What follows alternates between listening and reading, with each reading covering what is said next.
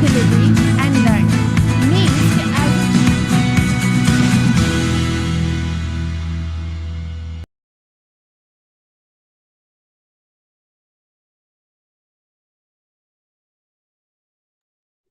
Assalamu alaikum everyone. My name is Fareen Hassan, as you all know, and we are back again with our winter camp session series. And today is our second session. And to conduct this, we have Dr. Malia Shah, who's going to conduct the session related to engagement for all UDL options that transform classroom participation. Assalamu alaikum, Dr. Malia. How are you? Assalamu alaikum. I'm very well, Fareen. Thank you for having me. And assalamu alaikum to the rest of you. Thank you for joining in. Okay, thank you so much for taking out time in conducting the session. Let me just give you a brief introduction of Dr. Malia Shah. So, Dr. Malia Shah is a Fulbright PhD candidate at Washington State University Pullman, where her research focuses on promoting equitable student engagement in technology mediated environments. She holds a certification in teachers' professional development, a diploma with distinction in educational leadership from the University of Cambridge, UK, and brings over a decade of experience in both classroom instruction and educator training. Her work is driven by commitment to help teachers cultivate learning environments where every student feels recognized, heard, and valued. Thank you so much for coming to our lab. You may start your session now. Thank you. So let me very quickly share my PowerPoint. Can you all see it? Yes, it's visible. You will also be seeing some text running underneath, and that's a UDL thing, the Universal Design for Learning framework that is used for this particular session. It means that instead of having access to the content only by listening, you should always have an alternative to that. Some people may find that useful or easier to digest. So you'll also see the text running underneath the slides as I speak. Okay, so let's look at the title of the session. You already know about it. So this is engagement for all, which means engagement for all, which means we don't want only certain students to engage in our classes. We want everybody to engage, and that would be an ideal scenario for teachers, won't it be? How does Universal Design for Learning provide options that transform classroom participation? Let me take you through the session goals first. By the end of this session, participants will understand engagement through an equity lens. And if you look at the two images that I have on this slide, they say one size fits all store. Does it look like it'll help all three or four customers standing outside the shop? Probably not, because they're all of different sizes, and one size will certainly not fit everyone. Just like one type of engagement will not suit every kind of learner. And similarly, the other image is also quite self-explanatory that one size will definitely not fit anyone, even if we keep trying. And sometimes we hear those kind of things in our PD meetings and other professional development opportunities, where we constantly see teachers complaining why are not students as engaged as they want to be. So this session will hopefully provide you with certain strategies to know why. The second goal is learn UDL engagement strategies that increase participation for all learners and experience simple classroom ready engagement options. You will also be going through the same options when you choose to answer questions in this particular session. Now, before we move on to the real substance, I do want to make it clear that sometimes we associate engagement with motivation. And that's quite a common thing to hear. Students are not motivated. That is why they were not engaged. As if motivation is something that they need to carry with them all the time, and at the press of a button, it should present itself. That's considered to be a policy. Now, in the current dynamic and ever shifting education landscape globally, people recognize that as a fallacy. They don't consider it the correct approach to think that motivation drives engagement. And even if it does, it is not right on the part of the teachers to expect students to come with that motivation. Similarly, sometimes we consider motivation to be a matter of compliance. Teachers think that I've asked them to engage with something and they're not engaging. Something is not right with them. But modern educational concepts recognize motivation and engagement as something that teachers need to build in their design. And by that, they mean that there are certain strategies which should help teachers design engaging experiences for students when they do their lesson planning. So before we move forward, I'd like you to add in the chat, how do you prefer to participate? So for example, in this session, would you like to just add your responses in the chat? Is your preferred way of engaging to unmute your mic and speak up because you think it will be easier than typing for you? Do you think that you're someone who wants to write their responses and send me a private chat message? Do you like participating in polls, online polls, or do you prefer to work in breakout rooms? So let's see what your preferred styles are.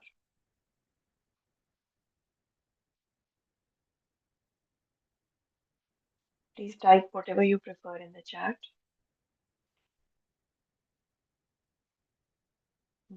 Polls, Anam, thank you.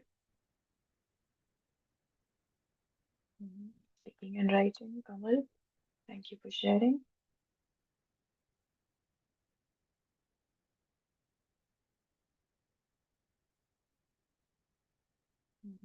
Writing, Urdulan, thank you.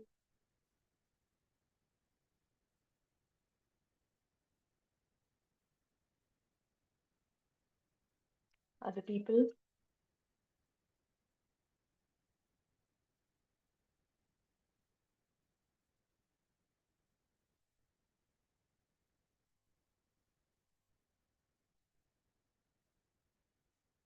okay. If other people do not want to share, can you still see my PPT or?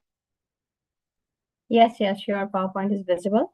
But normally, what I have observed from the session is that people like to write in the chat box.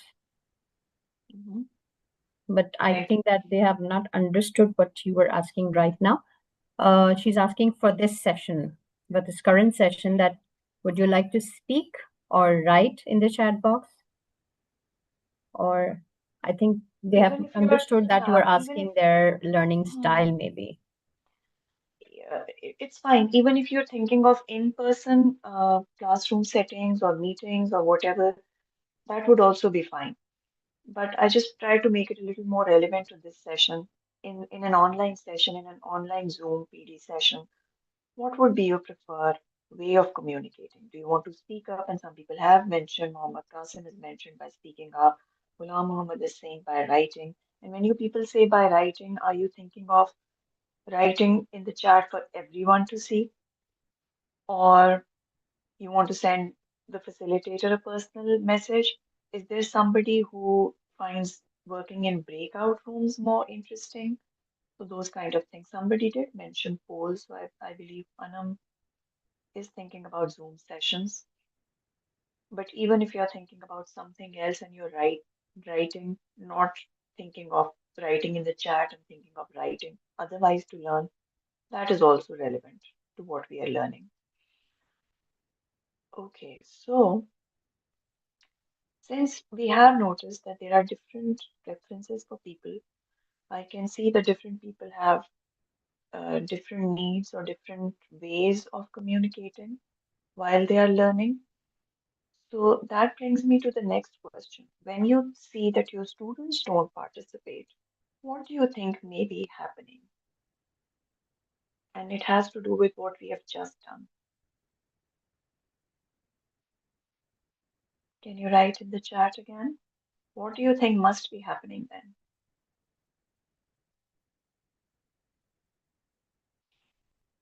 When you think that students are not engaging or not communicating, what do you think is happening? And look at the different preferences that you have to help you think in that direction.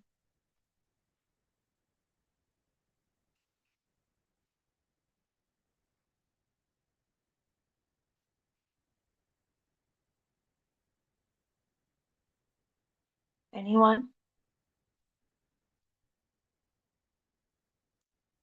Okay, when they don't understand or maybe not confident enough to stand up and answer. Okay, that's a good point, particularly the second one, because we'll be talking about it at length. So you people learn, some of you by writing, some of you by speaking up, some of you like polls, they take your quick input on things. When students don't engage, what preferences may they have? Think about those also. I'll give a few seconds more in case anyone else wants to write. Do we have the option of people unmuting them and speaking up, Pareen?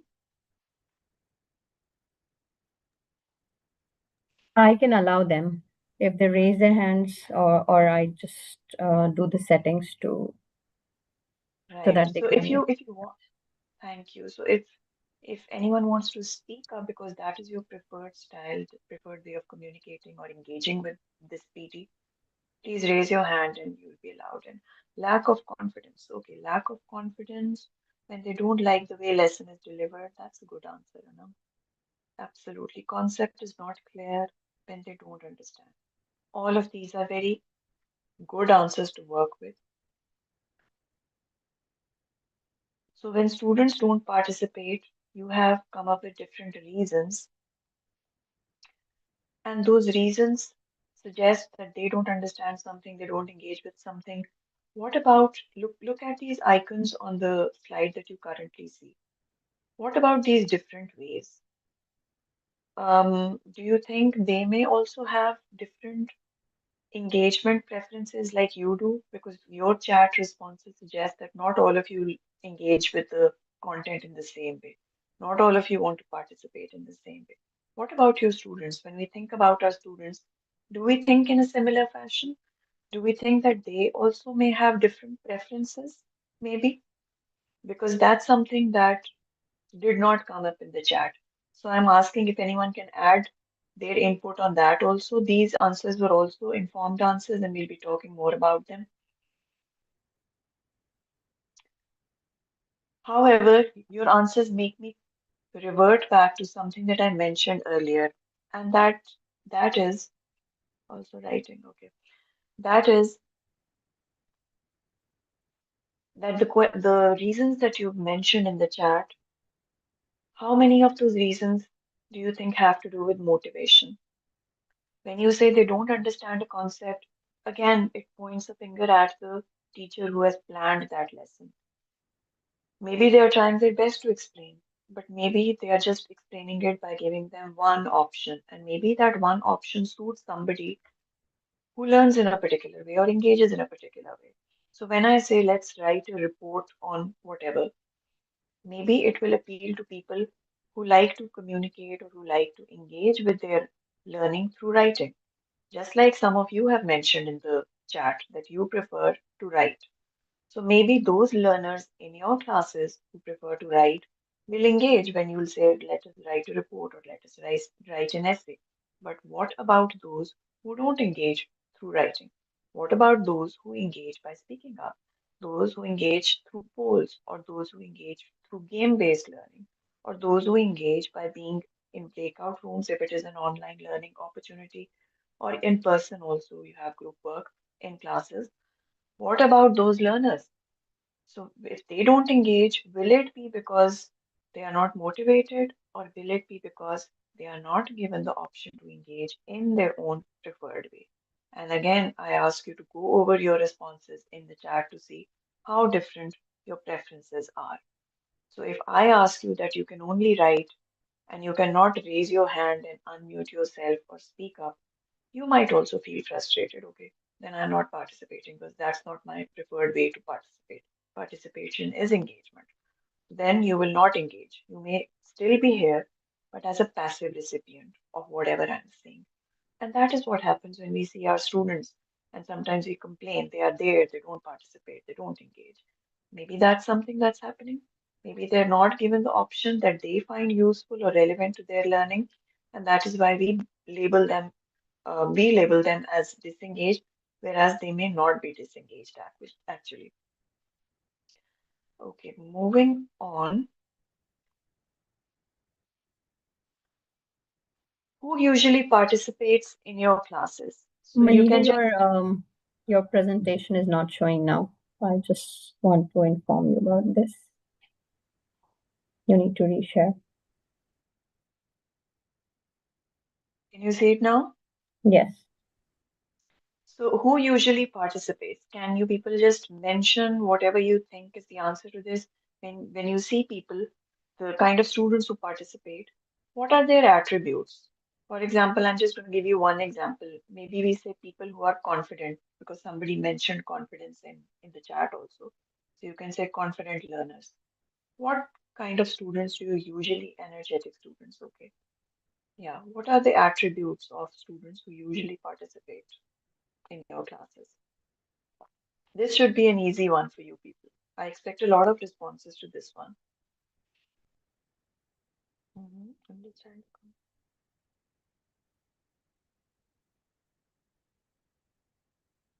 Those who take interest and keen to learn. Okay. Which poses a question, why do you think they are interested when they actually understand the concept? Okay. What kind of learners? Think about their characteristics. Those who usually participate. I'm going to throw a curveball at you, which means that I'm going to give you a response that may or may not be correct. Do you think shy learners participate more often than others? Front benchers, okay. Intelligent ones, okay, that's something that we need to discuss. Active learner, those who understand the concept and those who are confident. Confident, active learners, energetic, intrinsically motivated. Again, that's debatable considering the education landscape globally. That's something that we have to wrap our heads around. Front benchers, when they usually understand the concept. Okay. So, are these some of the types of students who engage more often? Outspoken and extroverted students, people who are outspoken. Otherwise, also inside class or outside of the class, they are more outspoken, not shy to express themselves. Those are the kind of students that we typically see to be more engaged, willing to answer more questions, willing to debate concepts, willing to engage more during group work and in whole class discussions. And then we consider them confident also. Then students with good language skills sometimes, because sometimes people have content knowledge, students have content knowledge, but they are shy because they think that they may go wrong with the language and therefore they contain themselves, they restrain themselves from speaking. And then students who speak up more or who engage more, in our dictionary we call it engagement, students who do not fear being wrong, students do not feel that other people will judge them. So these are some of the kinds of attributes in the students who we say are more engaged than others. Again, I ask you, do you think this is the correct concept? You can quickly write yes, no, or whatever. I want you to participate consistently. Even if I don't ask you to write anything in the chat, do provide me with that feedback so that I know where all of us are. Talkative and naughty, okay. So we talked about different learning preferences. Again, I ask you to think of your learning engagement and learning preferences. Some of you speak up, some of you want to write. So when you are saying that your students who are outspoken, who are confident, who are energetic, who understand are the ones who participate more, are we being fair to the other people whose style or whose engagement preference may be different? Can we share some thoughts on it? Hmm. No. Okay, Kamal, thank you for saying that. Will we be fair with others who are not outspoken, who are not extroverts, who are not confident? Does that mean that they are disengaged? Or does that mean that we are not giving them the options to engage in their own way? Let's see if we have something in the chat. Not yet. Mhm. Okay, no worries. I have a few more questions for you, which will bring us to this point. Who answers first in your class? Now, I don't want you to write names, but I do want you to think of your actual students. So if you say, who answers first in your class? You may be thinking of a student, for example, whose name is Ali. Don't write Ali, write one, and in front of that, write an outspoken student or a confident student, however you want to see the student. In front of two who participates only when called on. So if you're thinking of a student whose name is Aisha, you might want to write a shy student who needs encouragement, which means that they are only willing to participate when you provide them with a certain nudge. And the third one, who is engaged but invisible, you're thinking of someone called Atif. So write three, and in front of that, write maybe an introvert or whatever it is. So please write one, two, three, and in front of that, thinking of your own students, the real students, write their characteristics for me to understand how you view these three different types of students in your classes.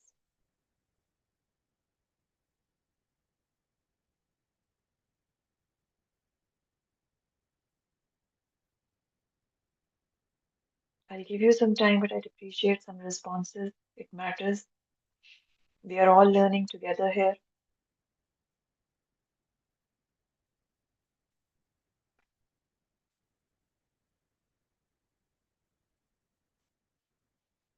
Okay, so the question, Kamal, is that I want you to think of three students in your class, actual students, and think about which student answers first in your class. Every time you ask a question, which student always seems to raise their hand or is willing to share their response.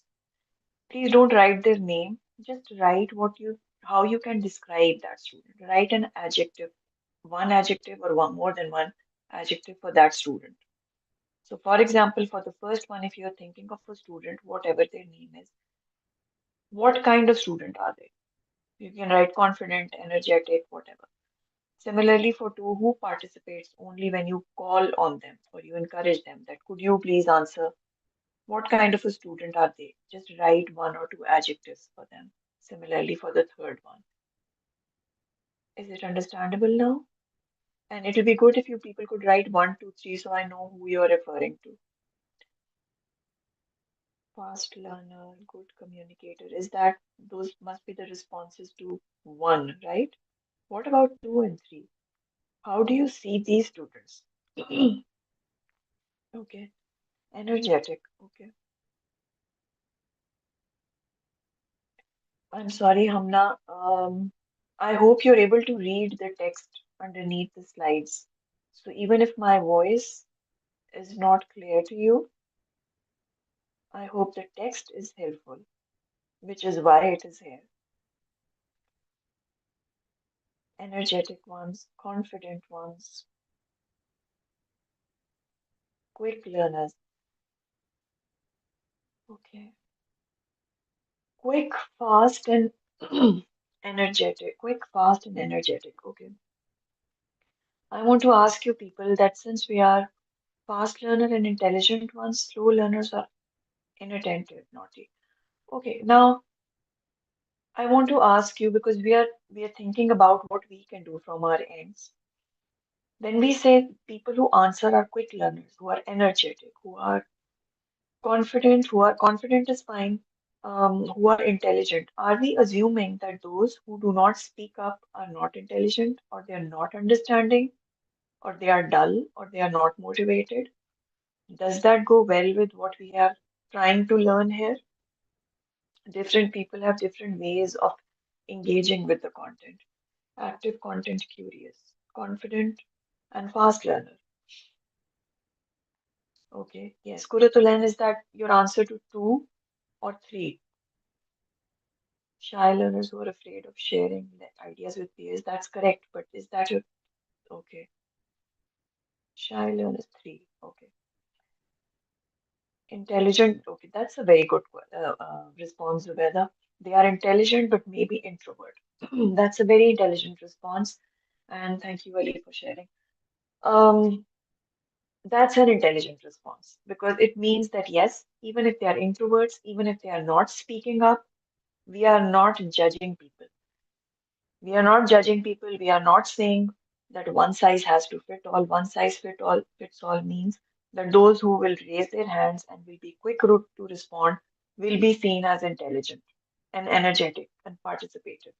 And the others who do not speak up will automatically be judged as dull students, naughty students, not wanting to learn, not intelligent, because that goes against the principles of equity. It means, yeah, Anama has also mentioned maybe they know, but they are afraid of failure of wrong answers. Perfect. So now we are getting to where we really want to be. That some people who do not participate may not be participating because we see participation as one size fits all. Remember that image that I showed you, and I can take you back, I suppose, on that. This one size fits all. Look at these four animals in front of the shop. Think of your students. They may look different. They may have different engagement needs. They may have different preferences to engage and find their content, their learning interesting. But when we provide just one size fits all, in this store, we can only get clothes that are of one size. They better fit you. It means in class also, we just recognize one way of participation, and that is anyone who will raise their hand first and will be willing to speak will be considered intelligent, will be seen as more involved and engaged and invested in the learning going on in class. Do you now think that it is fair to assume that can the same size of clothes fit? Can all different sizes of polar bears enter the igloo of the same size? Similarly, can all our students with different learning needs engage in the same way? While you, as teachers, have yourself mentioned in the chat that some of you prefer to learn or engage by writing, some by speaking up, some through polls. How do you expect people in your class to engage in one single definitive way? And if you recognize engagement only to be raising hands and speaking up, you are essentially saying that the other people are not engaged. Again, look at all that I've been saying thus far. Do you think it is a correct way um, to sort of analyze engagement? People who don't speak up, they are not engaged. They are dull. They are naughty. They don't understand. Is that correct or not? Just write yes or no in the chat. Will that be correct on our part? No. Mhm. Other people?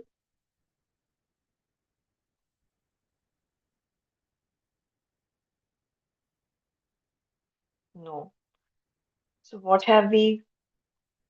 I want more responses, and you can easily, if you don't agree, you can still write yes. That's not a problem. We can discuss this further. And if those of you who believe in taking notes, this is where the this particular PD session will make a turn towards equitable engagement. So the takeaway is that if we will always think participation is about confidence, being energetic, being speaking up quickly, or be the first one to answer the question, then we are limiting engagement, the definition of engagement, to suit only one type of learner.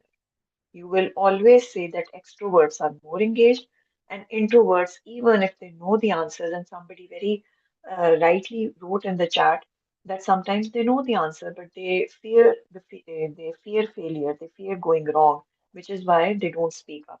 That's a very intelligent response. That's true. The introverts who don't speak up are not necessarily dull. They are not necessarily disengaged. They may come across as such because one, your definition of engagement favors only one type of learner. If you'll speak up, then you'll be engaged. Go over your responses about how you as teachers want to engage in this Zoom session. So if those of you who have written writing instead of speaking, should you be considered disengaged then? So we need to apply the same rule that we apply to ourselves when we say, oh, I prefer by writing. I prefer to learn or I prefer to engage with something by writing. then you should extend the same facility to your students also. You can't say that only those who speak up are the front benchers, confident, energetic. They know they are the ones who are engaged. The rest of them are they don't understand. No, maybe they do. Maybe they are introverts. Maybe they are shy. Maybe we are not giving them the options to engage. So this should dispel the judgments that sometimes we as educators have in our heads. Engagement is not one size fits all. Only students who speak up are not the only ones who are engaged. They may have the facility of you asking them, does anyone want to respond to this question? And they may raise their hands because they have that option to do that. But what about others? Do they have the options that they need to have to come across as engaged? So this is what UDL Universal Design for Learning Framework shifts the question from why don't they participate? And I'm talking about the students that you've referred to also, backbenchers, shy, those who don't participate, and introverts. Some of you have called them naughty, some of you said that they come across as disinterested to you. So UDL shifts this lens, this perspective. Instead of asking why won't they participate, to how many ways have I, as a teacher, designed for them to participate? My classroom maybe facilitates extroverts to speak up and participate. Maybe I have not given options that introverts or shy students need to be able to participate. When I think of myself as a teacher on an individual, I say, oh, I prefer to write. I don't want to speak up. I don't want to unmute myself and speak up. I'm okay writing in the chat. Or I don't even want to write publicly. I want to send a separate direct message to the facilitator doing this PD. That all of that is fine. But when we think about our students, we say, oh, those who are quiet, they are not engaged. They don't want to participate. Have we also thought that maybe they, like us, they also prefer writing perhaps, and maybe we need to give them the option to write their responses instead of necessarily raising their hand and speaking up. So those are some of the key questions that we need to be mindful of. Now, it brings us to the takeaway from this part of the presentation. The goal could be the same, but it could be achieved through multiple ways. So it does not mean that you have to shift the goal or change it for people. It just means that the same goal can be achieved through multiple ways. It is not necessary that every student has to raise their hands and speak up to prove to you that they are engaged. They could prove that through multiple design options. And when I use the word design, I mean lesson plan design. So you can include those different options and look at these icons underneath. Some people want to speak up, that is already our preferred way, particularly in Pakistan. People who speak up, who are gregarious, who are more sociable, who are more extroverted, are the ones who are considered to be more intelligent also, which is again a judgment. If someone is speaking more, they are necessarily more intelligent. No, not necessarily. But anyway, that's one way. Then writing it down. So when you have introverts in your classrooms, if they're not willing to speak up, do you give them the option that you can write your answers? I'm going to give you post-its, for example, and you can write your answers and I'll collect your answers from you. And in my classes over here, I give them the options of post-its. I also give them certain other options because we do things digitally also. So I sometimes give them Padlet, and I give them the option to either write their responses, whether on post-its or Padlets. Again, there are two choices, do it digitally or manually. And within that choice is also another choice. Either write your name or give anonymous responses because sometimes people feel, we've mentioned that sometimes people fear being going wrong. So it gives them that place of security and safety and comfort to give their response without writing their names. And then I collect the responses. I see the Padlet and the responses on the Padlet on the large screen, and I also collect post-its from those who prefer to write manually. And some of these questions or responses could be anonymous, which is absolutely fine as long as they feel safe and secure, as long as shy, introverted students feel safe and secure to participate. And through the responses, sometimes I can detect commonly occurring confusions also to address. So is that not better than just depending on the few outspoken students to raise their hands and give you responses. Now, the introverts also have another thing to go by. They also have an option to participate and show their engagement and understanding. So instead of thinking that they are not intelligent, they are not interested, they don't understand, I create an option. I am giving you an option. If you are introverts, you don't want to speak up, here is another option for you. There is a manual option, write it on posters. There is a digital option, write on the Padlet. In both these options, write with your name or without your name. All of that is acceptable. So then they have multiple ways to show that, okay, I also know something, and now that I have my own preferred way of communicating it to you to show my understanding and engagement, I'm going to also participate. So suddenly you will see more number of students participating because now they also have what they need to participate. Um, you can see video, audio, video. These days, people have mobile phones, so you can ask for the recording. Also, it depends on the system that you're using. Here, we sometimes ask students to record what they are not willing to say, if that is their preferred way. So they record it in their mobiles and they upload the audio recording. Some people prefer by listening, some people prefer by communicating with others, doing group work. All of those are different options. The goal will still remain the same. They will still be able to achieve the goal, but they'll be relaxed and happy and more comfortable that they are going to do that in their own preferred way. So instead of saying that everybody needs to, sorry, instead of saying that there's only one way of responding, you can say there are different ways of responding. I can see something in the chat. All right, so this takes us to UDL principle of engagement, which is UDL, Universal Design for Learning, has three principles, and today we are talking about the engagement principle because that has to do with the theme of the PD session. It means the why of learning. Now, this why is the why in the student's head. Why should I be engaged? Why should I participate? Why should this be of interest to me? Why should I bother? So those questions are answered by these three guidelines within the UDL principle of engagement. The first one is for teachers. If you will design options for welcoming interests and identities, students will engage. What do you need to do? Provide them with choice and autonomy. I'm not going to dive deep into this, but I'll just give you a quick overview of these. Then you can optimize relevance, value, and authenticity, make things that relevant to them. So if we do game-based learning, if we do a Kahoot quiz, they typically take interest because children of this age group, I teach undergrads, so they typically like playing games outside of class. It's their pastime. So when game-based learning happens in class, it is relevant to their interests, their hobbies. So suddenly the engagement increases, and there should be some joy in play. Don't think that they have to just learn in the strictest possible way.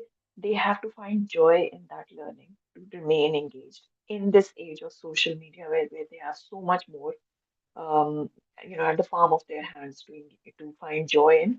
The classroom cannot be a dull place anymore. Address biases, threats. Again, do not use these terms. Front benchers are more, or people are more energetic, confident, more intelligent. Don't label these things because then others who are introverts, who are shy, may feel that you're judging them for being dull, for not being intelligent, and they will go into a shell instead of coming out of that shell, which is the purpose for all of us to be doing this. Don't label these things. That is what it means when by removing biases, threats, and distractions. Don't use this judgmental language. Um, Design options for sustaining effort and persistence. What can you do for them to remain engaged in the 40 minutes or 45 minutes lesson, however long it is? You clarify meaning and purpose of goals. I do that all the time over here when I show the goals of a lesson or objectives of a lesson. I ask them, do they make sense? Are they relevant to you? How will they help you in your real life? And when I get responses, so for example, my undergrad students say that, oh, yes, if I learn this, it will be helpful to me in my internship. Or if I do this, it will help me in this. So when they're able to connect it with their life outside of the classroom, suddenly the engagement increases. So I create a buy-in of the goals. I don't just say these are your the objectives of the lesson, we must do it. I ask them, do they make sense? Is there something that you don't agree with? Is there something that you don't find relevant? We can change that. I show that flexibility. Collaboration, interdependence, and collective learning is important. However, you should not force group work on people. Some people are shy, some people are not comfortable in group work. Allow them the option to work individually. Some people are reflective learners. They take a lot of time reflecting on what they are learning. They may want to have others on board while doing it, or they may want to do it individually. Choice. Choice is the magic word here. Belonging and community. Again, do not use judgmental language.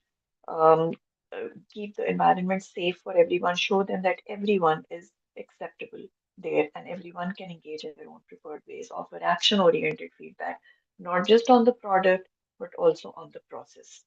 How are they doing? Provide them feedback on that. And if you will, as teachers, design options for emotional capacity, how are they feeling emotionally? Now, that's something that we need to do more in Pakistan. Consider psychological and emotional aspects of learning instead of talking only about cognitive aspects of learning and engagement. Recognize their beliefs and motivations.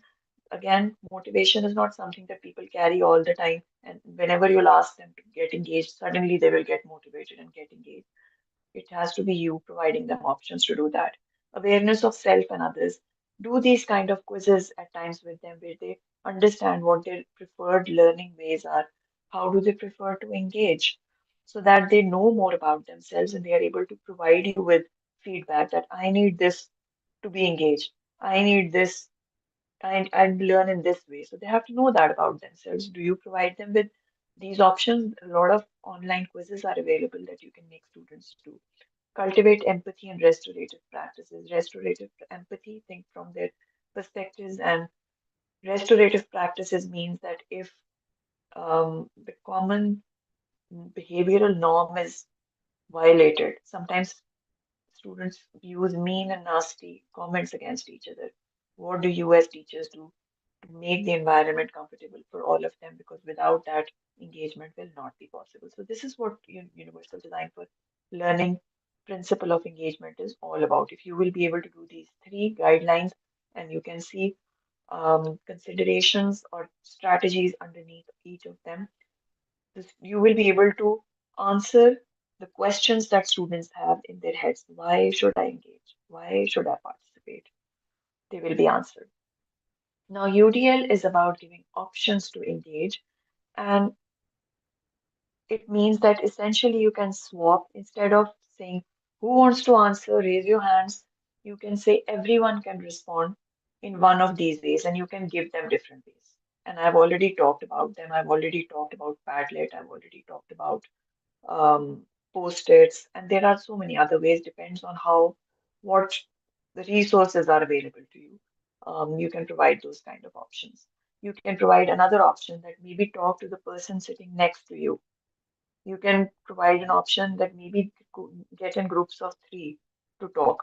So these are different collaborative configurations also that could be used for them to participate. Instead of saying, do this for homework, write a report, write an essay for homework, you can say you can submit the assignment by using any of these options. I sometimes give them the option of prepare a PowerPoint to present to the class. Sometimes people do not like, they're not comfortable presenting to the class, but they are comfortable recording themselves as if they are presenting. So they can upload that audio recording. Sometimes people are comfortable creating a video.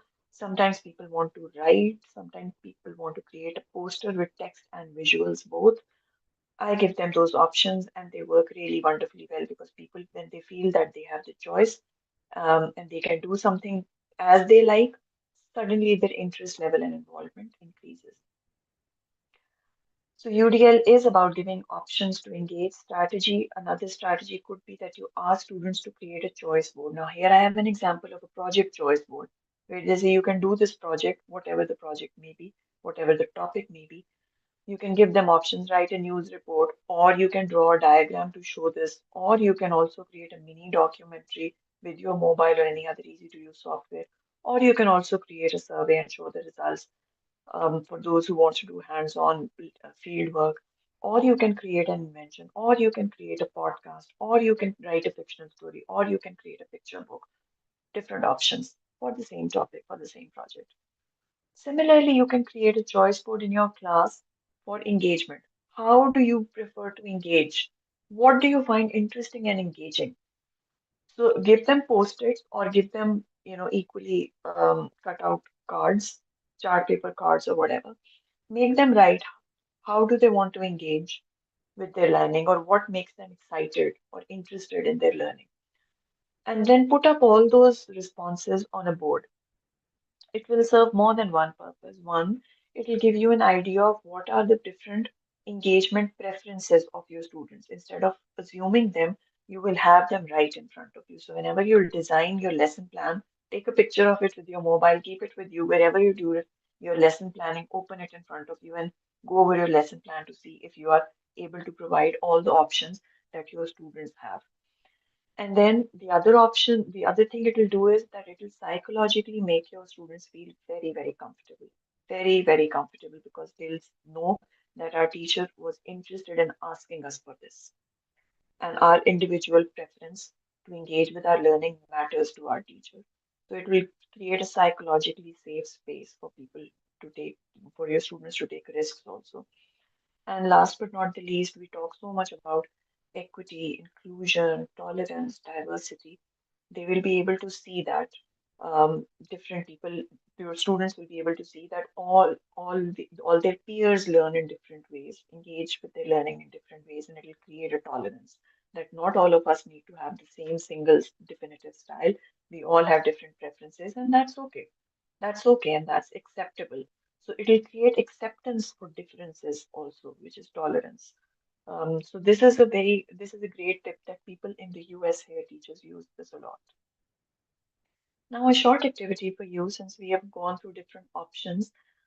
Think of a lesson that you taught in the term that has just come to an end, where you thought that you tried to make your students do something, but it did not create a lot of interest, excitement, and engagement.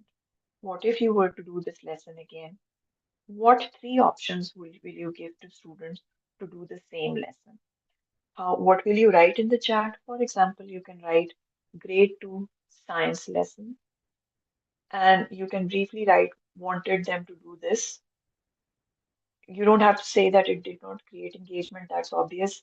And then write one, two, three, and give your options. I've been talking about options, so I believe you do have your own ideas now. So that's what you need to do. Is there anyone who does not understand the instructions? I can repeat them. Are the instructions clear?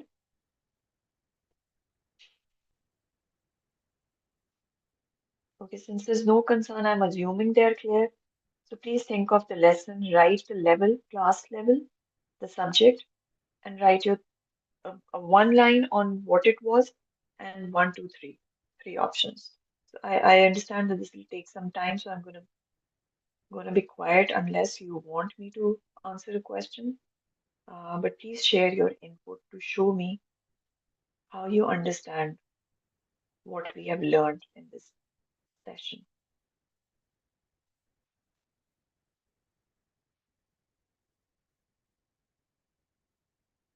If there's anyone who wants to have themselves unmuted and want to speak up, please raise your hand so that Farheen can allow you to speak up.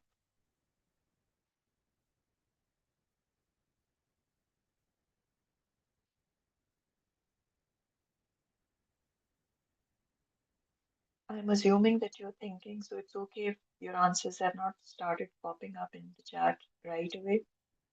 Uh, but I do expect some responses because they'll show us that you've actually grasped the concept of giving options to students. So just contextualize it to your individual class level, age group, and subject that you teach. And then please write any three options or speak up if that's your preference, if that's your preferred way of engaging with this PD.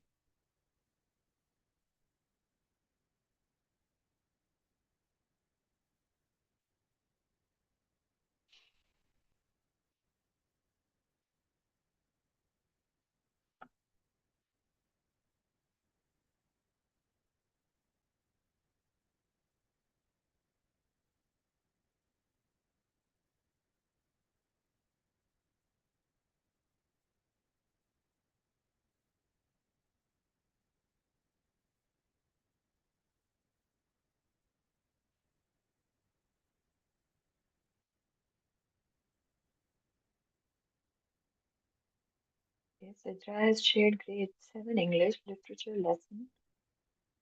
Class discussion, students can be given the option to say the answer or write on sticky notes and put on the board. Okay, yes. Parts of plants. This must be a science lesson. Option 1, make label diagram. Option 2, model of parts of plants. 3D model, I'm assuming. Option 3, maybe short presentation with peers. Perfect, Gurutulan. That shows how well you've grasped the concept. And I like your response also, Sidra. Literature is another sort of a subject to teach, and I understand the challenges could be different. Class 6, subject computer. Create a label diagram or mini poster of computer hardware parts. Good. Identify hardware parts in the computer lab and explain their function. Make a short presentation or write a simple scenario showing how different hardware parts work together. Very well done. Um, Ghulam Mohammed, absolutely. And I can see how different subjects require different kinds of options. Kindergarten phonics, learning through play, hands-on activities, storytelling, and poems. Okay, all right, good. Yeah, I guess at that level, the students might not be very vocal in sharing their choice, but I guess the teachers at that level are more perceptive, so they do understand which student needs what. But yes, those are all good answers. English, Kamal has written English lesson from ninth class, like last sermon of Holy Prophet, peace be upon him. I'll ask them the main theme in written or oral. Okay, giving them choice. Grammatically, ask adjectives, use them in sentences. Okay, what kind of tense is used in it? Okay, so these are fine. The options in terms of modality, you might want to think of the options in terms of modality. You have mentioned that written and oral, that's good. And the rest of them are, the other two are more technical. Maybe think of how do you want to do them? Grammatically ask adjectives. How should they communicate them to you? Should they all speak up? How should they communicate these adjectives? Um, Sidra again, English written task can split up as making a timeline of the events. Okay, making an infographic, good. Highlighting the figurative language. All right. Okay. And highlighting individually, is it shown publicly? Are they talking about this in groups? Those are some of the things that you can think of. But these are all good questions, and you've all done what I wanted you to think of, giving options. That's the magic word. You did give options. Your lessons may, okay, we have some more responses. Whether has written grade 6, subject science, theory classification of living things. Okay. How will you give options on that, Zubeda? Well, by diagrams or documentary? Yeah, absolutely. So you grasp the concept that when you give options, it reduces anxiety because people feel if I, for example, if I'm your student and my language skills are not at par, I'm not good at speaking English, English is not my language. So if the teacher says, raise your hand or present to the class, I will nearly have a mini heart attack, listening to those instructions only. But but even if I understand the concept really well, but if my teacher says engage in your own way, I'm giving you these five, 3 or 5 options, and one of these options clicks with me, then I'll say, okay, finally, I can show them that I also know, I've also learned, I also understand, and I will choose this way, which is my preferred way. So it reduces anxiety, as I said. Emotions and feelings are as important. Psychological aspects of learning are as important as um, cognitive learning. So now this brings us towards the end of the session. I want you already seen one choice board in one of the previous slides. I'm showing you another option just for the sake of another example. But now we come to the takeaway from this lesson. One UDL engagement option for students to engage other than raise your hand and answer. One option that I will try in my next class. So try one small shift to begin with. Engagement isn't about making learning fun for some students only, or calling some students intelligent. because they are confident and extroverted or energetic. But engagement is about making participation possible for all types of learners, whether they are extroverts, introverts, shy, reflective, whether they want to work individually, in pairs, small groups, large groups, whether they want to participate digitally, manually, whatever their preferred learning styles are, we want to give everybody a level playing field and equal opportunity to participate. So now I want you to write in the chat your final pick of all these strategies. One option that I think I will instantly be able to add to how I do things right now. Add that option in the chat and let's see. We already have some responses, I suppose. No, these are from the previous one. Give students pictures or cards of animals, ask them to sort out cards into. Yeah, that's a method, Zubeda. What options can you give would be a good thing to keep thinking about. For now, let's add this final takeaway. If you are a teacher who always asks them to raise their hands and participate, what is the one other option that you can instantly add to your lesson plan from now onwards? Whenever I'm going to do a lesson plan, whenever I go back to school after the winter break, this is another option that you will always see in my lesson plan. I will not just ask them to speak up, I will also give introverts or other people an option. What option will you give them? Please write that option. Yes, motivation is essential. Motivation comes about sometimes as a result of teachers giving them certain options. I will be motivated if I'm an introvert, I will be motivated to participate if I'm asked to write and give my responses on a post-it anonymously. It will motivate me more. But if I'm an introvert, if I suffer from poor language skills, and if I'm shy, but if I'm in a classroom where I can prove my intelligence and engagement only by raising my hand and speaking up or giving presentations, I will always be considered disengaged. That is what we are trying to learn. Appreciation, okay. Multiple ways to deliver one concept. And what could be some of those multiple ways, Anam? You're on the right track. But what is your one takeaway strategy, everybody? One takeaway option that you will embed in your lesson plans. That is what we are trying to see. For example, from now onwards, I will always give writing as an option so that my averted students can also participate. That kind of something. What is your takeaway? Think, write, share. Okay. Is that for everyone or are these think, write, and share? Not speak? Is speaking not an option? Or is that something that you already do, which is why you've not written? Because this is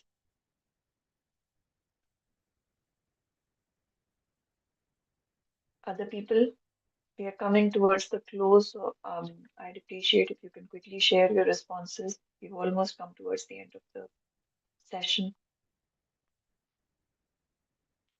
Okay, if you're not comfortable sharing right now, and I'm repeating, if anyone wants to speak up, you're allowed to request that. Listen, think, and speak. Okay, think and speak. Okay, write. Yes, speaking and writing. Through think, pair, share can teach classification of living things. Yes, options. hmm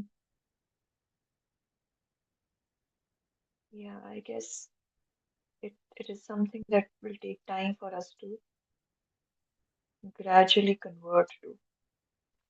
Two simultaneous way to participate, like raise hands and say, and second would be post on sticky notes or picture. Perfect, Sidra. That's quite doable. All right, so in the end, I'll just have to thank you for your time for taking out 1 hour. I believe it's evening in Pakistan, so that's not a time a lot of people want to spend doing their PD, but you're great, motivated, and someone mentioned intrinsically motivated, so you are definitely intrinsically motivated to have spent that 1 hour on your PD. I hope it was worth it. If there are any questions, I'll be glad to answer them.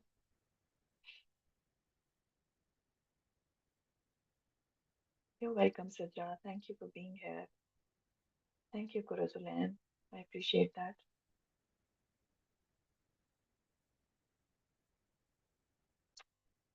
I guess it's over to you, Fahim.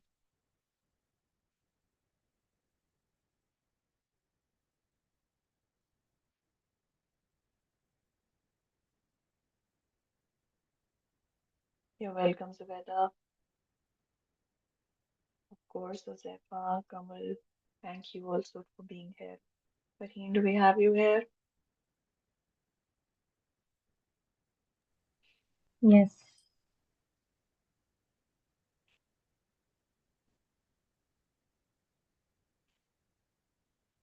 You're welcome, Anam. I'm glad you liked it.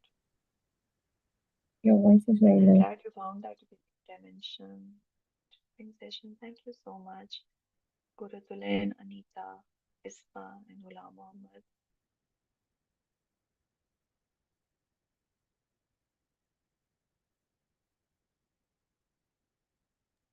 Okay, thank you so much, Malia Shah.